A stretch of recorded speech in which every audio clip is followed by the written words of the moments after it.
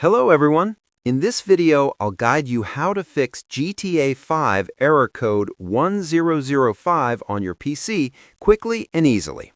This error usually happens due to corrupted files or permission issues.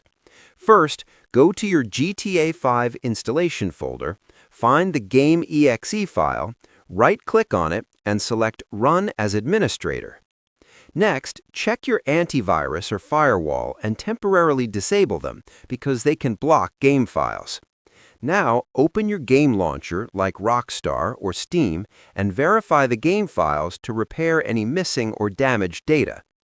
After that, make sure your Windows is updated to the latest version to avoid compatibility issues.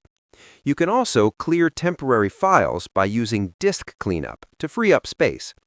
Finally, restart your computer and launch the game again, and GTA 5 should run without showing error code 1005 anymore. Subscribe the channel for more videos.